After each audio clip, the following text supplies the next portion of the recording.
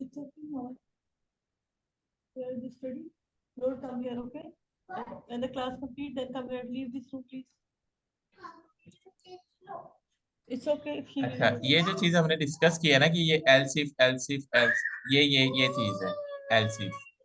ठीक है, तो यहाँ पे ना हमारी ये तीनों चीजें कंप्लीट हो गई हैं।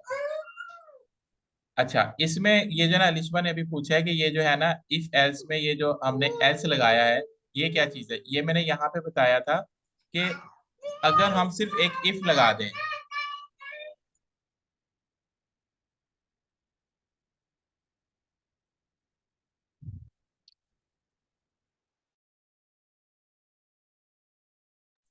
अच्छा इसमें जो हमने यानी कि एल्स लगाया ना, मैंने अभी बताया था कि हम सिर्फ इफ भी लगा सकते हैं कि भाई अगर उसके मार्क्स 33% आते हैं तो हम उसे डिक्लेयर करते हैं कि ये फेल है, सॉरी पास है।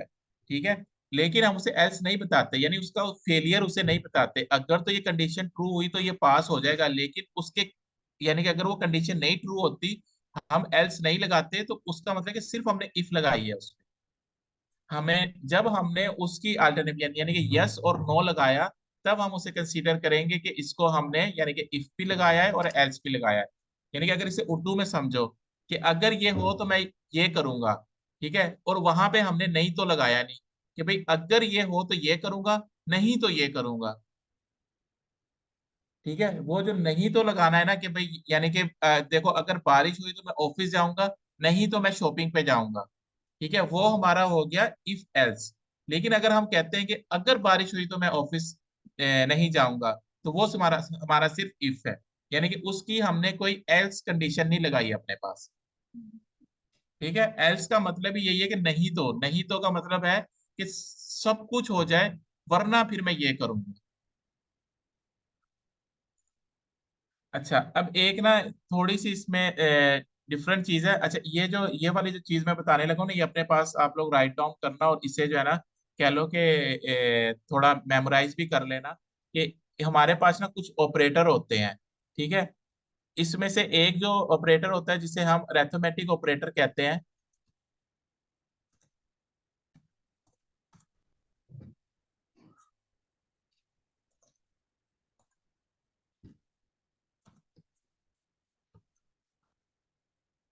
ये हम सबको पता है, प्लस माइनस मल्टीप्लाई डिवाइड और इसके अलावा रिमाइंडर। ये सारे जो है ना हमारे एज अ टर्म जो है ना अरिथमेटिक ऑपरेटर, अरिथमेटिक होता है ये वर्ड। हाँ,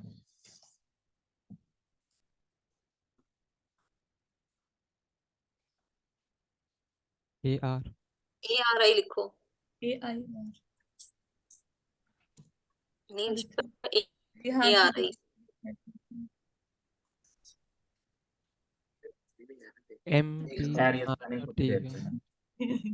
ये आ गया अरिथमेटिक ऑपरेटर, और यहाँ पे ईटीसी आएगा। यानी ईटीसी में वो आते हैं जिस तरह वो अगर वो कहते हैं ना वो क्या नाम है, पाई आ गया, स्क्वायर रूट आ गया। ठीक है, इस तरह की चीजें मैंने सारी मेंशन कर दी हैं। अच्छा, एक हमारे पास होते हैं कंपेयर ऑपरेटर।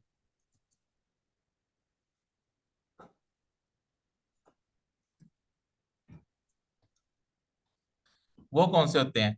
वो होते हैं ये less than, sorry greater than, less than, equal to, not equal to. और अगर इसका कोई सिंबल नजर जिस तरह ये इसका में भी आप लोगों को ना क्लियर हो बाद में, तो इसे कहते हैं not equal.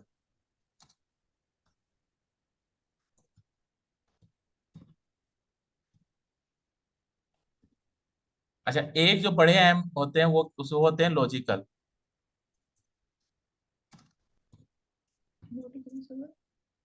Not equal to यानी कि ए नॉट इक्वल टू बी, ये भी हम देखते हैं सारे।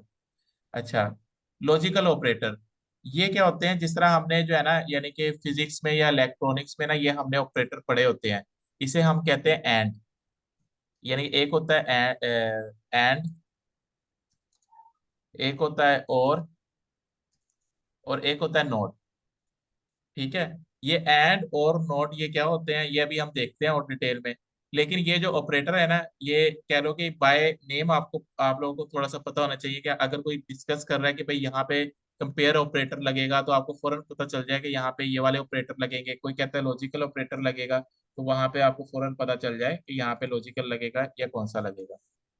अब जो इफ का रूल है ना वो समझो एज ए सिंटेक्स वाइज भी, कि भाई ये जो सी शार्प है वो कहती है कि भाई पहले इफ लिख दो, जब आप इफ लिखोगे तो उसके बाद मुझे ब्रैकेट चाहिए, उस ब्रैकेट के अंदर जो है ना मुझे कंडीशन चाहिए।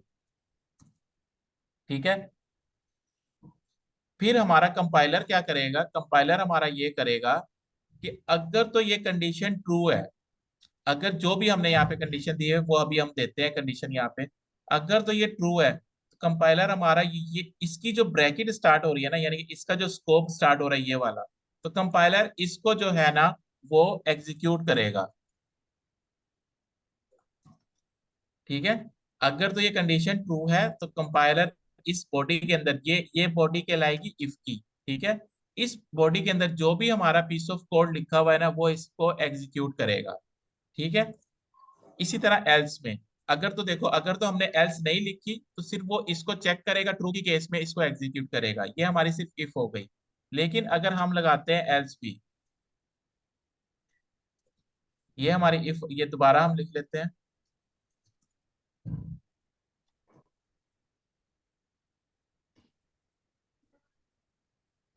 हम उसे कहते हैं कि अगर ये कंडीशन ट्रू हो तो ये वाला कोड चले। ठीक है, लेकिन नहीं तो सिंपल हम एल्स लिखेंगे और उसके नीचे ब्रैकेट लगा देंगे।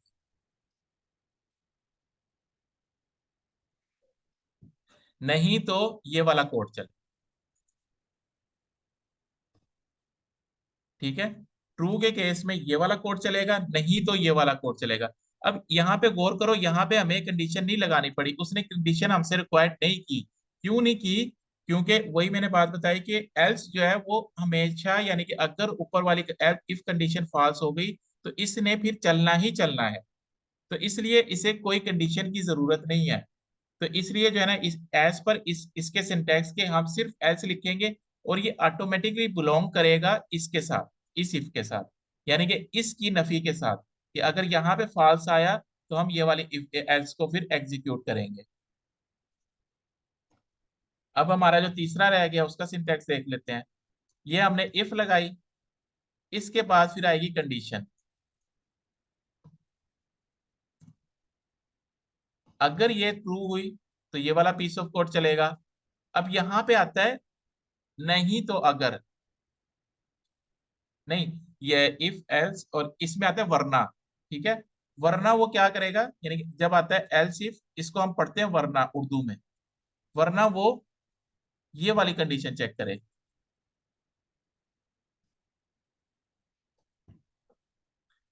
ये फॉल्स होगी तो ये वाली कंडीशन चेक करेगा, अगर ये ट्रू हो गई तो वो इसकी बॉडी में आ जाएगा फिर।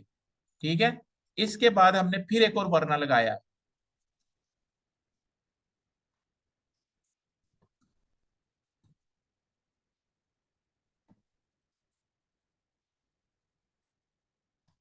नहीं तो वो ये वाली कंडीशन चेक करेगा,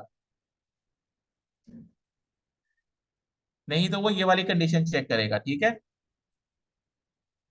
इसी तरह करके अब हमने इसका एल्स लगा दिया। अगेन वही बात कि एल्स में हमें कंडीशन देने की जरूरत नहीं है। क्यों नहीं है?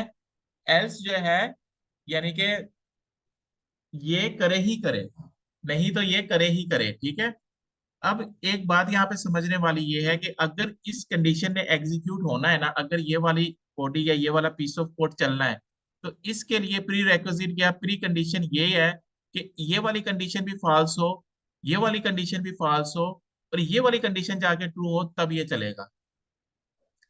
ठीक है, और अगर इस एल्स ने चलना है तो अब इस इफ में इस एल्स के कंडीशन का फॉल्स होना भी जरूरी है, इसका भी फॉल्स होना जरूरी है, तब जाके ये एल्स चलेगा।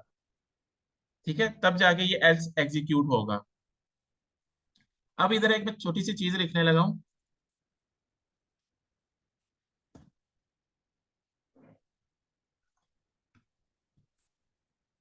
वो ये लिखता हूँ कि एक इफ लगाई मैंने, ये इफ लगा दी, इसके बाद मैंने फिर इफ लगा दी, और उसके बाद मैंने एल्स लगा दिया।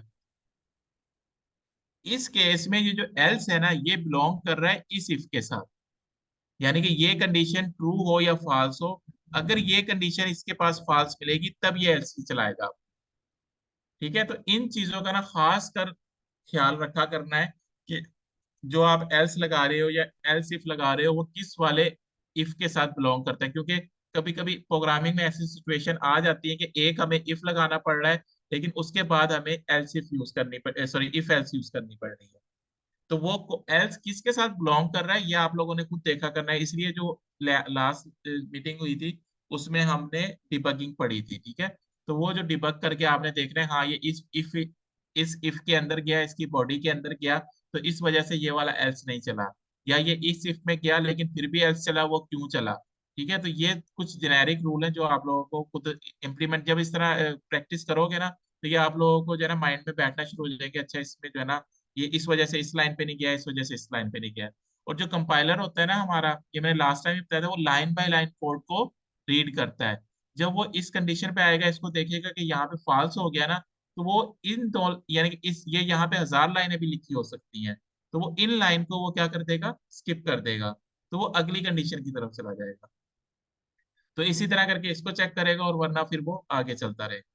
अच्छा, इसको जो है ना अब हम जरा प्रैक्टिकल में देखते हैं, एक एक आधी एग्जांपल साथ लेते हैं और उसको जो है ना सारी तरह की चीजें इंप्लीमेंट करते हैं उसमें। ठीक है, लेकिन इस मीटिंग का टाइम खत्म हो रहा है, तो तहरीम आप जो है ना वो मीटिंग जनरेट करके भेजो सबको, तो हम जनरेट हो फिर जो है ना उस पे हम कंटिन्यू करते हैं बाय कोड। ठीक है।